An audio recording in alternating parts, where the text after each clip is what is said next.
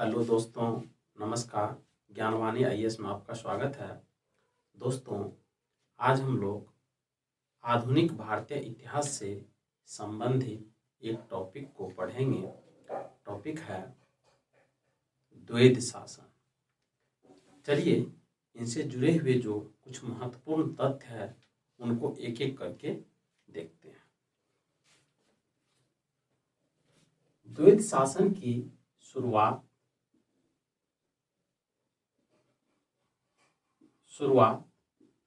बंगाल में सर्वप्रथम किया गया था।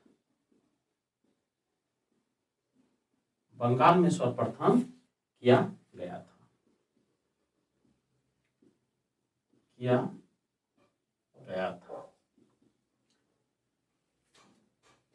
यदि हम इसकी पृष्ठभूमि को देखें तो हमें पता चलता है कि द्वैध शासन की शुरुआत बंगाल में तत्कालीन गवर्नर रॉबर्ट क्लाइव के द्वारा शुरू किया गया था।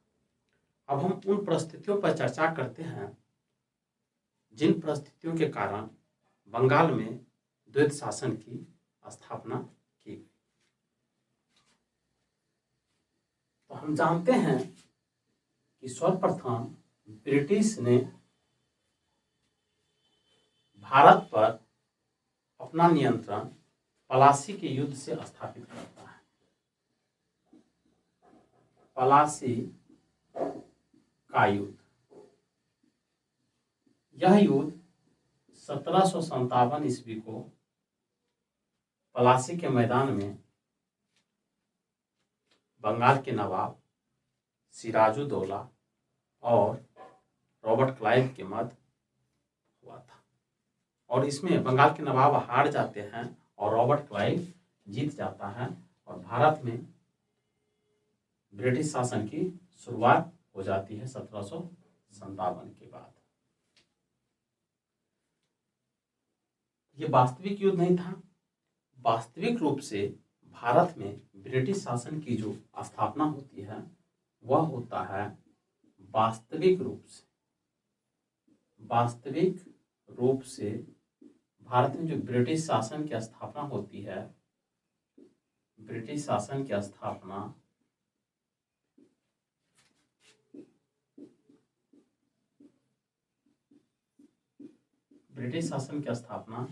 ये बक्सर का युद्ध है। बक्सर का युद्ध, और यह युद्ध हुआ था 1764 में। इस युद्ध में एक तरफ तो ब्रिटिश था और दूसरे तरफ बंगाल के नवाब, अवध के नवाब और मुगल बादशाह शाह आलम, ये तीनों के बीच त्रिपक्षीय समझौता हुआ था। एक तरफ जो था बंगाल के नवाब, अवध के नवाब और मुगल बादशाह, और एक तरफ थे ब्रिटिश। तीनों के बीच बक्सर के मैदान में 1764 को युद्ध होता है और इस युद्ध में ब्रिटिश जीत जाते हैं और भारतीय शासक हार जाते हैं। यहीं से भारत में वास्तविक ब्रिटिश शासन की स्थापना होती है। वास्तविक इसको इसलिए कहा जाता है क्योंकि पलासी के युद्ध जो था वो ब्रिटिश ने छल कपट के माध्यम से जीता था। इसलिए वास्तविक युद्ध जो है बक्सर का युद्ध है, क्योंकि ये आमने सामने की लड़ाई थी। चलिए आगे बढ़ते हैं। बक्सर के युद्ध जीतने के बाद भारत में ब्रिटिश शासन की स्थापना हो जाती है। इसके बाद ब्रिटिश शासक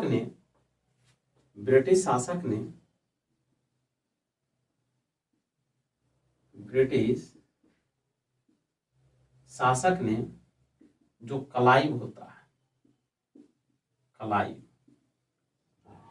ये इलाहाबाद की संधि करता है। इलाहाबाद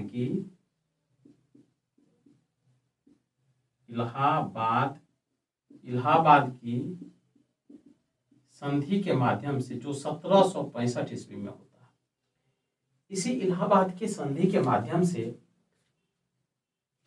बंगाल में द्वैत शासन की स्थापना कर दी जाती है। बंगाल में द्वैत शासन की स्थापना, बंगाल में द्वैत शासन की स्थापना, बंगाल में द्वैत शासन की स्थापना कर दी जाती है। अब हम समझते हैं कि द्वैत शासन वास्तविक रूप से है क्या। तो द्वैत शासन का मतलब है कि ब्रिटिश सरकार को,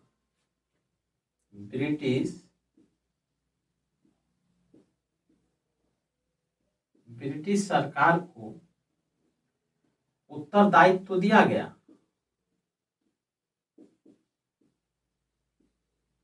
उत्तरदायित्व तो दिया गया, लेकिन जिम्मेदारियां नहीं दी गई।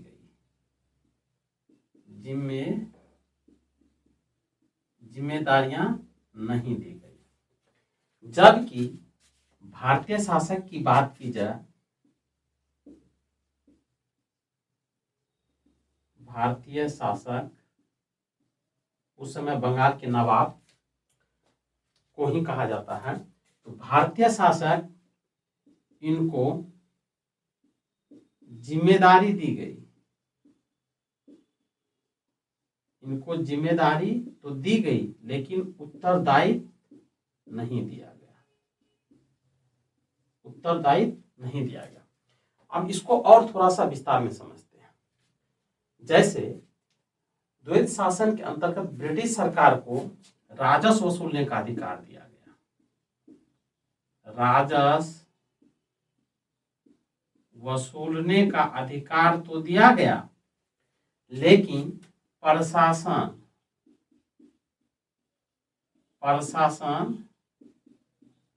चलाने की जिम्मेदारी नहीं दी गई। जबकि भारतीय शासक यानी बंगाल के नवाब को राजस्व वसूलने की अधिकार नहीं दिया गया, जबकि प्रशासन की जिम्मेदारी दी गई, प्रशासन की जिम्मेदारी दी गई। इसी को ही वास्तविक रूप से द्वैत शासन कहा जाता है। यदि द्वैत शासन की जनक की बात की जाए तो जो द्वैत शासन का जनक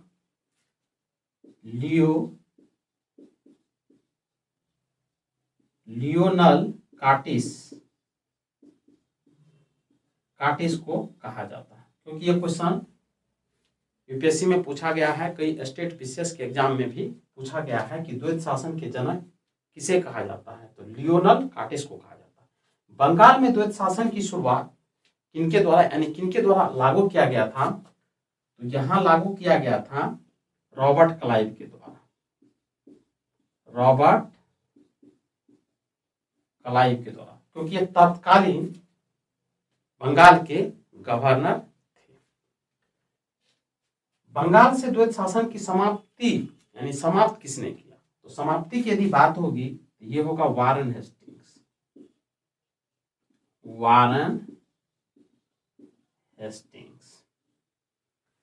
रॉबर्ट क्लाइव ने द्वैत शासन की शुरुआत कब किया था, तो ये किया था आपको 1765 में। वारेन हेस्टिंग्स ने इसको कब खत्म किया, तो 1772 ईस्वी में। जब द्वैत शासन की स्थापना रॉबर्ट क्लाइव के द्वारा की जाती है तो बिहार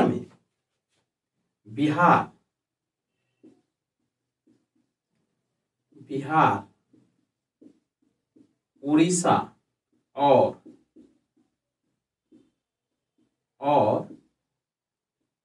बंगाल, बिहार उड़ीसा और बंगाल की दीवानी अधिकार इसे मिल जाता है।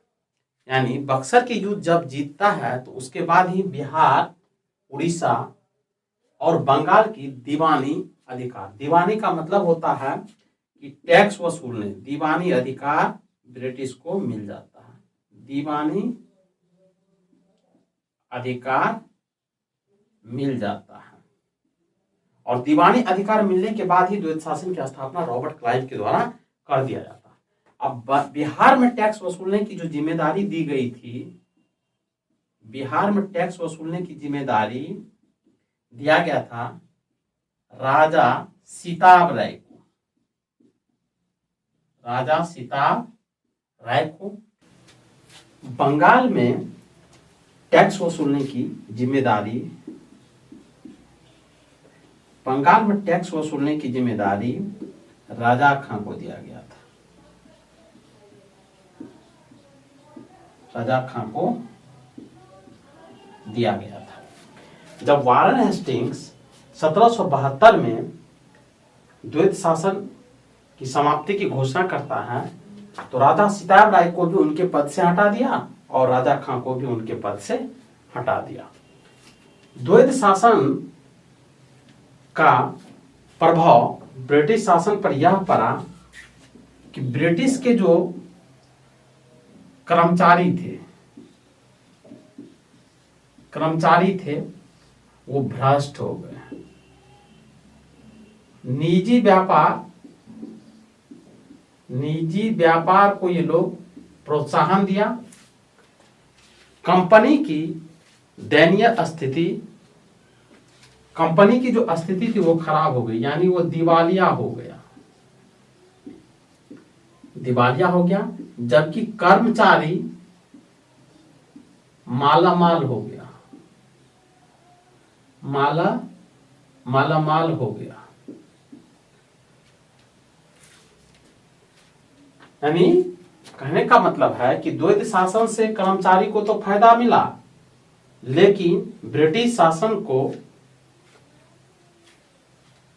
बहुत अच्छा फायदा नहीं मिला। यानी उनकी जो आर्थिक स्थिति थी वो खराब हो गई और उन्होंने, ब्रिटिश शासन ने भारत में अपने कंपनी को संचालित करने के लिए, शासन व्यवस्था को संचालित करने के लिए ब्रिटिश सरकार से आर्थिक मदद की मांग की। और जब आर्थिक मदद की मांग की तो ब्रिटिश संसद में इस पर विचार विमर्श हुआ और विचार विमर्श के बाद वहां की सरकार ने भारत में ब्रिटिश कंपनी के ऊपर नियंत्रण स्थापित करने के लिए, यानी संवैधानिक नियंत्रण स्थापित करने के लिए एक अधिनियम लाता है, जो पहला अधिनियम था भारत में ब्रिटिश शासन के ऊपर नियंत्रण के लिए। और वह अधिनियम था 1773 का रेगुलेटिंग एक्ट।